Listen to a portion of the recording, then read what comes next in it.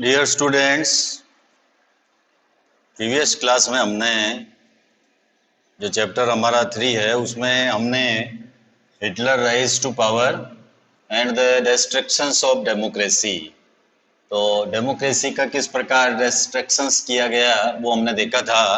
आज की क्लास में हम जो हमारे टॉपिक है रिकंस्ट्रक्शंस, एक तो पुनर्निर्माण, रिकंस्ट्रक्शंस किस प्रकार किया गया and the Nazi world view, इसके बारे में हम डिस्कस करते हैं। रिकंस्ट्रक्शंस, पुनर्निर्माण। Hitler assigned the responsibility of economic recovery to the economist Hjalmar Schacht, who aimed at full production and full employment through a state-funded work creation program. तो Hitler ने economy की रिकवरी करने के लिए एक इकोनॉमिस्ट है जिनका नेम है हालमार साक्ट, उनको ये रेस्पॉन्सिबिलिटी सौंपी। तो साक्ट ने जो गवर्नमेंट फंड है, सरकारी पैसे से चलाए जाने वाले जो प्रोग्राम है, state funded work creation programmes, जिसके द्वारा full production and full employment का लक्ष्य उन्होंने रखा था। 100% उत्पादन और 100% रोजगार, इस प्रकार का उन्होंने एक लक्ष्य तय किया था, एक एम बनाया था। This project produced the famous German super highways and the people's car, the Volkswagen, Volkswagen, जो फॉक्सवैगन कार है, जनता की कार, पीपल्स कार, द वॉक्सवैगन और द जर्मन सुपर हाईवेज, ये दोनों परियोजनाएं उसी की देन है। In foreign policy also Hitler acquired quick success. Foreign policy के मामले में भी हिटलर को सक्सेस प्राप्त हुई। He pulled out of the League of Nations इन 1933। 1933 में उसने लीग ऑफ नेशंस को पुल्ड आउट कर दिया, उससे निकल गया। रीऑक्यूपाइड द राइनलैंड इन 1936। 1936 में राइनलैंड पर उसने पुनः कब्जा किया। And integrated Austria and Germany in 1938 under the slogan One People, One Empire and One Leader। ये स्लोगन आपको याद रखना है। वन पीपल, एक जन, वन एम्पायर, एक साम्राज्य, एंड वन लीडर, एक नेता। इस नारे की आड़ में 1938 में ऑस्ट्रिया को उसने जर्मनी में मिला दिया था, इंटीग्रेटेड कर दिया था ऑस्ट्रिया को जर्मनी में इन 1938। 1938 में ऑस्ट्रिया को जर्मनी में हिटलर ने शामिल कर दिया था, इंटीग्रेटेड कर दिया था। किस स्लोगन की आड़ में? One people, one empire and one leader. He then went on to wrest German-speaking Sudetenland from Czechoslovakia, और इसके बाद चेकोस्लोवाकिया के कंट्रोल वाले जर्मन भाषी सुडेटनलैंड के ऊपर भी उसने कब्जा कर लिया। And gobbled up the entire country, और इसके बाद में पूरे चेकोस्लोवाकिया को उसने जो है अपने कंट्रोल में ले लिया। In all of this he had the unspoken support of England. इस दौरान उसे इंग्लैंड का भी सपोर्ट प्राप्त हुआ। अनस्पोकन सपोर्ट यानी मौन स्पीकर थी, इंग्लैंड की जो खामोशी थी, अनस्पोकन सपोर्ट उसको मिल रहा था। Which had considered the Versailles verdict too harsh, क्योंकि इंग्लैंड की नज़र में वर्साई की संधि के नाम पर जर्मनी के साथ जो व्यवहार किया गया था वो बहुत खराब था। This quick success at home, घरेलू और इसके अलावा अबॉर्ड विदेशी मोर्चों के ऊपर सफलता मिली थी, seemed to reverse the destiny of the country। तो इससे ये लगा कि देश की जो फॉर्चून है, देश की जो नियति है, डेस्टिनी है, वो बदलने वाली है। Hitler did not stop here, या स्टॉप नहीं हुआ। Schacht had advised Hitler against investing hugely in rearmament as the state still ran on deficit financing। शाक्त ने हिटलर को ये एडवाइस दिया कि सेना और हथियारों पर ज़्यादा पैसा खर्च नहीं किया जाए। ये उसने शाक्त जो था उसने उसको एडवाइस किया। cautious people however had no place in Nazi Germany, लेकिन cautious people की जर्मनी में कोई जगह नहीं थी। जो cautious people होते हैं, जो अलर्ट पीपल होते हैं, उनकी सलाह को नहीं माना जाता है, उनको महत्व नहीं दिया जाता है। शाक्त हैड टू लीव, शाक्त को भी पद से हटा दिया गया।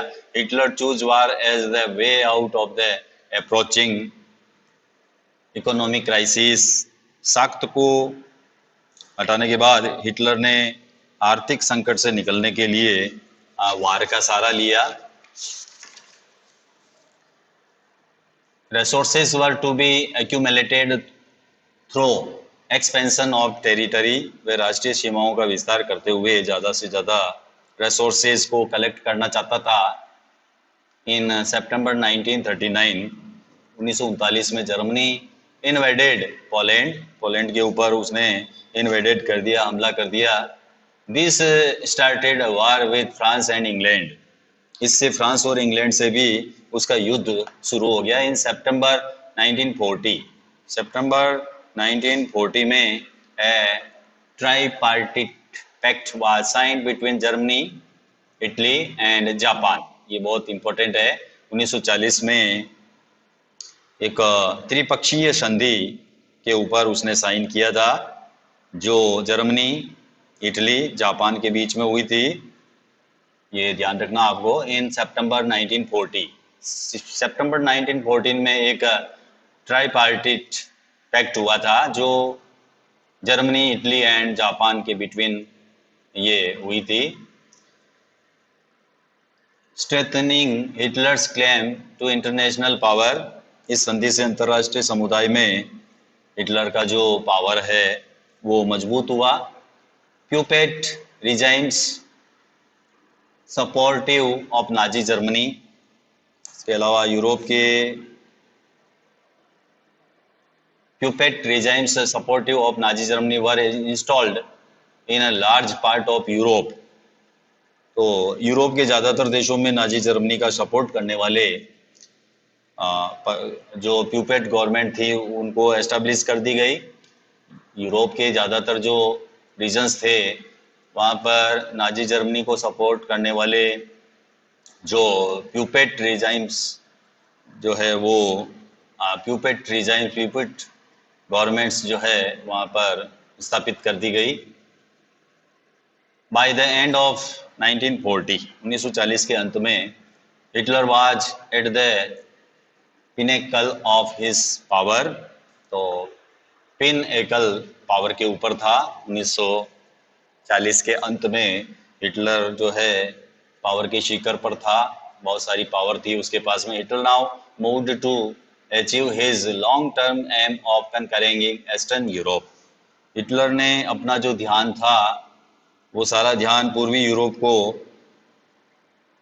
जीतने के ऊपर उसने लगा दिया। ईस्टर्न यूरोप को जीतने का जो उसका सपना था उसकी तरफ उसने अपना ध्यान लगाया। He wanted to ensure food supplies and living space for Germans. वह जर्मन जनता के लिए फूड सप्लाई, लिविंग स्पेस का इंतजाम करना चाहता था। ही attacked the Soviet union in जून 1941। जून 1941 में सोवियत यूनियन के ऊपर उसने अटैक किया। In this historic blunder, Hitler exposed the German Western Front to British aerial bombing and the eastern front to the powerful Soviet armies. ये Hitler की इतिहास की बेवकूफ़ी थी। इस आक्रमण से जर्मन पश्चिमी मोर्चा ब्रिटिश वायु सैनिकों की बमबारी की चपेट में आ गया, और जबकि पूर्वी मोर्चे पर सोवियत सेनाएं पावरफुल स्थिति में थी। The Soviet red army inflicted A crushing Soviet red army ने पीछे हटते हुए जो सिपाही थे उनको उनका सामना किया, and humiliating defeat on Germany at Stalingrad. और अंत में बर्लिन के जो बीचों बीच में सिपाही जा पहुंचे थे। After this the Soviet red army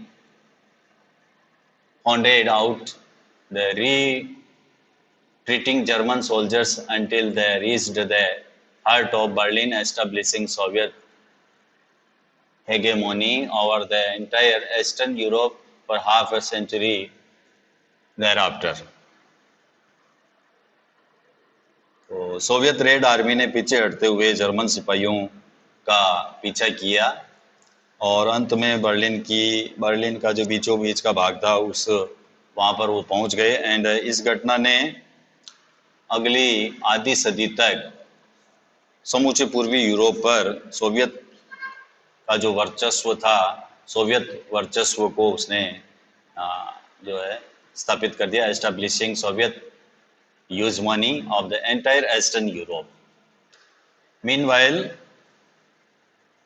the USA had resisted involvement in the war. America इस युद्ध में फंसने से जो है बचता रहा, रेसिस्टेट करता रहा, प्रतिरोध करता रहा। इस युद्ध में अमेरिका यूएसए जो था वो इस युद्ध से लगातार जो है बचता रहा। It was unwilling to once again face all the economic problems that the First World War had caused। वे पहले महायुद्ध से पैदा हुई जो इकोनॉमिक समस्याएं थी, इकोनॉमिक प्रॉब्लम्स थी, उनको दोबारा वो झेलना नहीं चाहता था। But it could not stay out of the war for a long. लेकिन वह लंबे समय तक युद्ध से दूर भी नहीं रह सकता था। Japan was expanding it's power in the east की तरफ जापान जो है पावर को एक्सपेंडिंग कर रहा था। It had occupied French Indo China. उसने फ्रेंच इंडो चाइना पर कब्जा कर लिया। It had occupied French Indo China and was planning attack on US naval bases in the Pacific. और इसके अलावा प्रशांत महासागर में अमेरिकी नौसैनिक जो ठिकाने थे उनके ऊपर भी हमले की योजना बना ली थी उसने। When Japan extended its support to Hitler, जब जापान ने हिटलर को समर्थन दिया, and bombed the US base at Pearl Harbor, और पर्ल हार्बर पर अमेरिकी ठिकानों को निशाना बनाया गया। The USA entered the Second World War, तो अमेरिका भी इस महायुद्ध में शामिल हो गया, एंटर हो गया।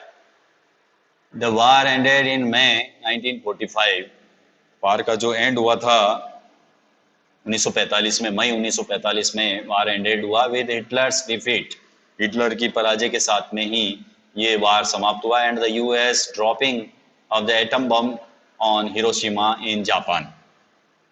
जापान के हिरोशिमा शहर पर भी अमेरिकी परमाणु बम गिराए गए, और उसके साथ ही ये जो सेकंड वर्ल्ड वार था मई 1945 में इसका एंड हुआ। From this brief account of what happened in the Second World War, इस दूसरे विश्व युद्ध के विवरण के बाद we now return to Helmut and his father's story. Helmut और उसके पिता की जो कहानी है वहाँ पर हम जो है पुनः लौटते हैं। Now return story of Nazi criminality during the war. ये युद्ध इस युद्ध के दौरान ये जो युद्ध है ये युद्ध क्या बताता है? ये criminality during the war, Nazi जो नाजी क्रिमिनलिटी है वो ये शो करता है। The Nazi world view, the crimes that Nazis committed were linked to a system of belief and a set of practice. नाजियों ने जो अपराध किए थे वो खास तरह की मूल्य मान्यताओं और इसके अलावा व्यवहार से संबंधित थे। Nazi ideology was synonymous with Hitler's world view. Nazi विचारधारा हिटलर के विश्व दृष्टिकोण का पर्याय थी। जो सिनोनिम्स थी वो हिटलर्स वर्ल्ड व्यू थी। क्या थी? Nazi ideology. नाजी आइडियोलॉजी जो थी वो विश्व दृष्टिकोण का सिनोनिमस थी। According to this there was no equality between people. इस विश्व दृष्टिकोण में सभी समाजों को बराबर नहीं माना जाता था, but only A racial hierarchy. वे नस्ली आधार के ऊपर या तो बेहतर होते थे या कमतर होते थे, inferior and superior. In this view, blonde, blue-eyed Nordic German Aryans were at the top. इस नजरिए में ब्लॉन्ड, नीली आंखों वाले नॉर्डिक जर्मन आर्य सबसे टॉप के ऊपर थे, यानी उनको टॉप के ऊपर समझा जाता था। जो नॉर्डिक जर्मन आर्यंस थे, ब्लॉन्ड, ब्लू आइड, नीली आंखों वाले जो नॉर्डिक जर्मन आर्यंस थे, वो इस व्यवस्था में वर एट द टॉप, सबसे शिखर पर थे। उनको सबसे अच्छा और सबसे ऊपर माना जाता था। While the Jews were located at the lowest rank, जबकि जो यहूदी थे वो सबसे लोवेस्ट रंग थे, यानी निचले पायदान के ऊपर जूस को माना जाता था। They came to be regarded as an anti-race. यहूदियों को नस्ल विरोधी या फिर आर्यों का शत्रु माना जाता था। Arc enemies of the Aryans. जो जूस थे वो क्या थे? Arc enemies of the Aryans. Aryans के आर्क एनिमीज थे, कट्टर शत्रु थे। All other coloured people were placed in between depending upon their external features. और इसके अलावा बाकी तमाम समाजों को उनकी जो एक्सटर्नल फीचर्स होती थी, उनका जो बाहरी रंग रूप होता था, उनके हिसाब से जर्मन आर्यों और यहूदियों के बीच में रखा गया था। Hitler's racism borrowed from thinkers like Charles Darwin and Herbert Spencer. Hitler की नस्लीय सोच जो थी वो चार्ल्स डार्विन और हर्बर्ट स्पेंसर जैसे जो विचारक थे, उन विचारकों के सिद्धांतों के ऊपर आधारित थी। Darwin was a natural scientist. Darwin क्या था? एक नेचुरल साइंटिस्ट था, who tried to explain the creation of plants and animals through the concept of evolution and natural selection. Darwin का क्या विचार था? डार्विन, उन्होंने विकास और प्राकृतिक चयन की अवधारणा के द्वारा पौधों, पशुओं की उत्पत्ति की व्याख्या करने का उसने प्रयास किया था। जो डार्विन था, डार्विन ने क्या एक्सप्लेन किया? The creation of plants and animals through the concept of evolution and natural selection. जो डार्विन था उसने नेचुरल सेलेक्शन और एवोल्यूशन के कॉन्सेप्ट के ऊपर प्लांट्स और एनिमल्स के क्रिएशन को एक्सप्लेन किया। Herbert Spencer later added the idea of survival of the fittest. और बाद में हर्बर्ट स्पेंसर ने जो सिद्धांत दिया था वो दिया था survival of the fittest. Survival of the fittest का जो सिद्धांत दिया था वो हर्बर्ट स्पेंसर ने दिया था। अकॉर्डिंग टू दिस आइडिया, इस आइडिया के अनुसार, इस आइडिया का मतलब है only those species survived on earth that could adapt themselves to changing climatic conditions। तो उसका ये विचार था, उसका मतलब था कि जो प्रजातियां बदलती हुई वातावरणीय परिस्थितियों के अनुसार खुद को एडॉप्ट कर लेती है, वो ही पृथ्वी पर जीवित रहती है। इस प्रकार का विचार हर्बर्ट स्पेंसर ने दिया था। We should bear in mind that Darwin never advocated human intervention in what he thought was a purely natural process of selection. Darwin ने चयन के सिद्धांत को एक विशुद्ध प्राकृतिक प्रक्रिया कहा था और उसमें इंसानी हस्तक्षेप की उसने कभी भी जो है वकालत नहीं की थी। However, his idea were used by racist thinkers and politicians to justify imperial rule over conquered peoples. लेकिन नस्लीवादी विचारकों और राजनेताओं ने पराजित समाजों पर अपने साम्राज्यवादी शासन को सही ठहराने के लिए डार्विन के विचारों का सहारा लिया था। The Nazi argument was simple. नाजियों की जो आर्ग्यूमेंट थी वो बहुत सिंपल थी। The strongest race would survive.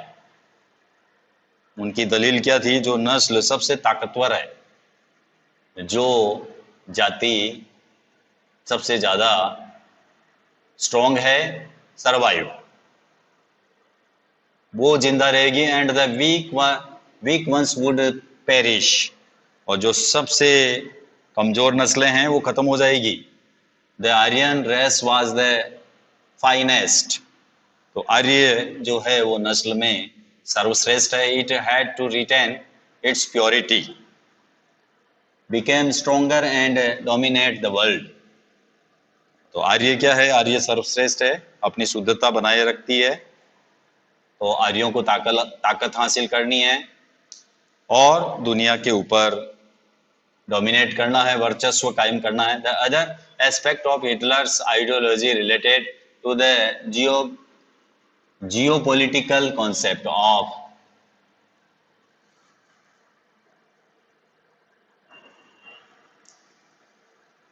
Eleven strong.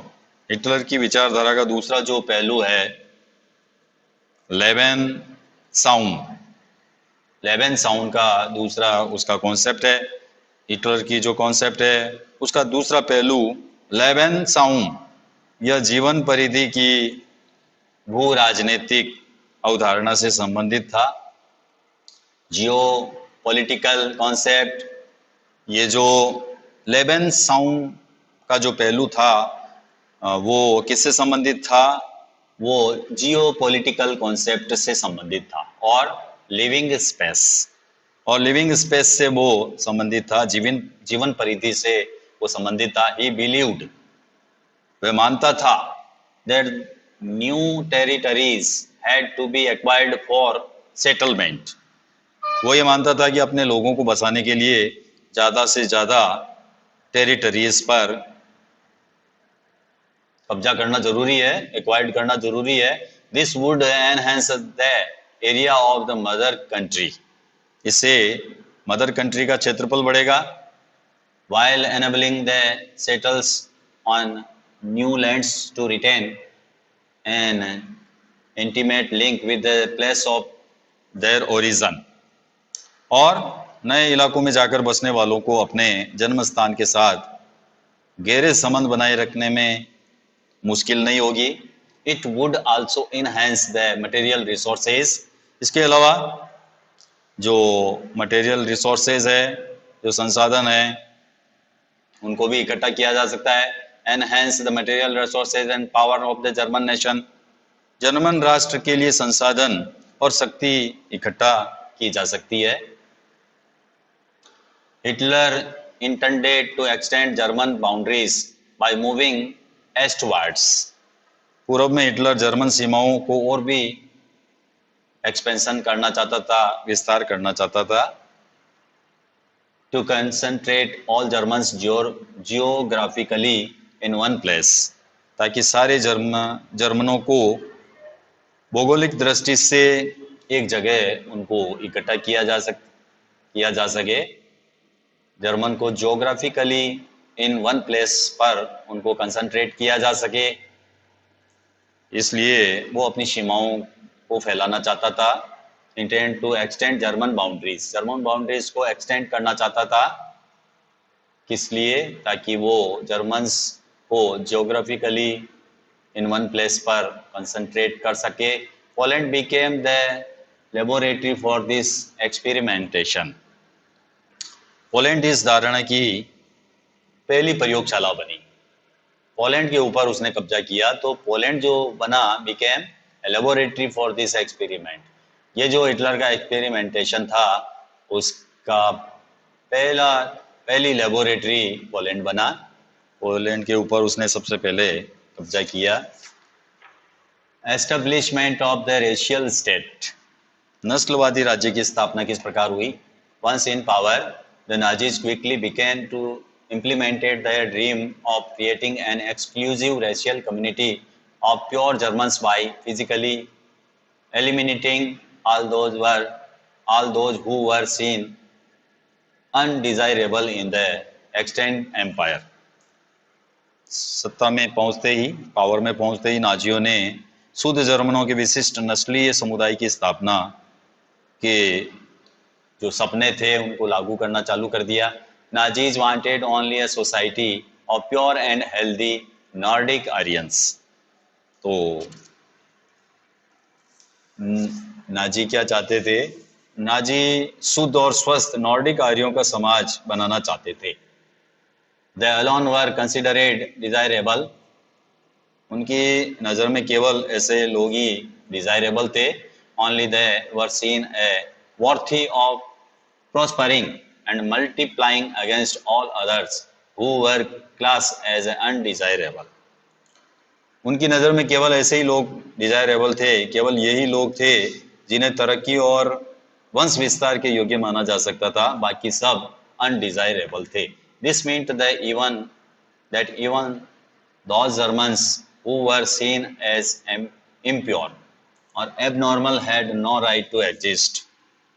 बाकी सब अवांछित थे। इसका मतलब ये निकला कि ऐसे जर्मनों को जिंदा रहने का भी कोई हक नहीं है। जिन्हें नाजी अशुद्ध मानते हैं, अमान्य मानते थे, उनको जीवित रहने का कोई हक नहीं है। Under the euthanasia programme,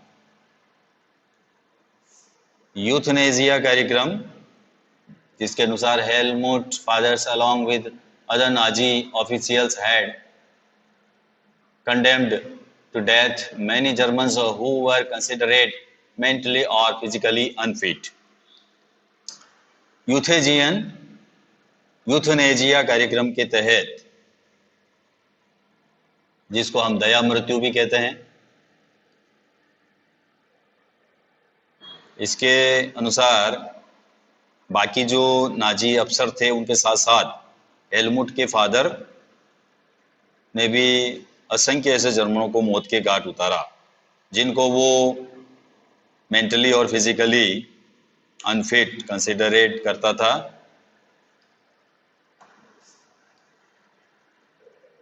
Jews were not the only community classified as undesirable. केवल जो जूस थे वो ही अनडिजायरेबल श्रेणी में उनको ही नहीं रखा गया था। There were others. इसके अलावा भी और भी नस्लें थी। Many gypsies and blacks living in Nazi Germany were considered racial inferiors. इसके अलावा जो जिप्सीज थी, जो ब्लैक लिविंग थे नाजी जर्मनी में, उनको भी रेशियल इंफीरियर्स कंसिडर किया गया। Who threatened the biological purity of the superior Aryan race. जो जर्मनी में जो जिप्सी रहते थे, जो अश्वेत रहते थे, उनको उनकी पहले नागरिकता छीनी गई। They were widely persecuted. उनको वाइडली जो है परसिक्यूटेड किया गया। पहले तो जो है उनकी नागरिकता छीनी गई और बाद में उनको मार दिया गया। Even Russians and Poles were considered subhuman. इसके अलावा जो रूसी थे, जो पोलिस थे, उन लोगों को भी मनुष्य से कम माना गया, सब ह्यूमन माना गया। And hence undeserving of any humanity.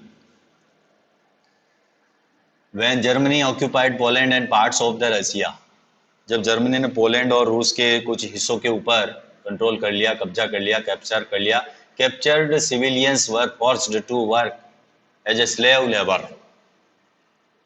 तो स्थानीय लोगों को जो है गुलाम की तरह काम में लिया गया।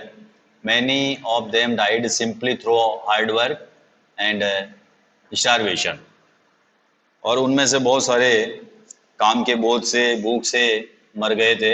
हार्ड वर्क, स्टारवेशन से उनकी मौत हो गई थी। Jews remained the worst sufferers in Nazi Germany. Nazi Germany में सबसे बुरा हाल जो था वो जूज का था। Nazi hatred of Jews had precursor in the traditional Christian hostility towards Jews। Jews के प्रति नाजियों की दुश्मनी का एक आधार जो था वो था यहूदियों के प्रति ईसाई धर्म में मौजूद परंपरागत घृणा। जो ट्रेडिशनल घृणा की जाती है, ट्रेडिशनल क्रिश्चियन हॉस्टिलिटी, वो भी एक कारण था। यहूदियों के प्रति जो अत्याचार किया गया उसका कारण ट्रेडिशनल क्रिश्चियन हॉस्टिलिटी थी। They had been stereotyped as killers of Christ. ईसाइयों का आरोप था कि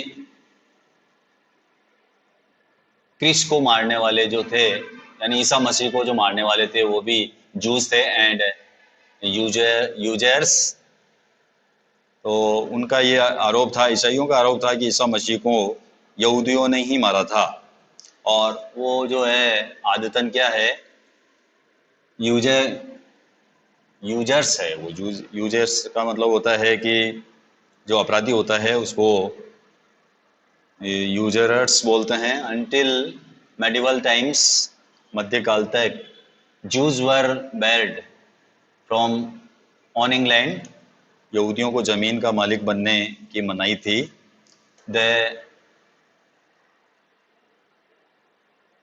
दे survived mainly through trade and money lending. ये लोग मुख्य रूप से व्यापार और मनी लैंडिंग का धंधा करते थे, उससे गुजारा करते थे। They lived in separately marked areas called ghettos. वे बाकी समाज से अलग बस्तियों में रहते थे जिनको गेटोस कहा जाता था। They were often persecuted through periodic organised violence and expulsion from the land. और नस्ल संहार के जरिए ईसाई बार बार उनको ख़त्म करते रहते थे। उनके खिलाफ जब तब हिंसा की जाती थी, उनको बस्तियों से हटा दिया जाता था। However, Hitler's hatred of Jews was based on pseudo-scientific theories of race। लेकिन यहूदियों के प्रति हिटलर की घृणा नस्ल के शूडो साइंटिफिक सिद्धांतों पर आधारित थी, which held that conversion was no solution to the Jewish problem। यहूदी समस्या का हल धर्मांतरण से नहीं निकाला जा सकता था। उनका सॉल्यूशन जो है वो कन्वर्सन से नहीं निकाला जा सकता था। It could be solved only through their total elimination. Hitler की दृष्टि में इस समस्या को सिर्फ यहूदियों को पूरी तरह से टोटल एलिमिनेशन करके ही इस समस्या का हल किया जा सकता था। फ्रॉम 1933 टू 1938, 1933 से 1938 तक, द नाजीज टेरराइज किया गया, पॉपुलराइज्ड एंड सेग्रीगेटेड द जूज को तरह तरह से आतंकित किया गया। और इसके अलावा उन्हें दरिद्र करके, पुअर करके, उनको जो जीविका के जो साधन है उनसे उनको हीन कर दिया गया। The next 1939 to 1945 aimed at concentrating them in certain areas and eventually killing them in gas chambers in Poland. 1939 से 45 के अगले दौर में यहूदियों को कुछ खास एरियाज में इकट्ठा करने और अंत में पोलैंड में जो गैस चैम्बर बनाए गए हैं उन चैम्बरों में ले जाकर उनको मार देने की स्ट्रेटेजी अपनाई गई। तो इस प्रकार ये हमारा जो टॉपिक था establishment of the racial state वो यहीं पर ख़त्म होता है।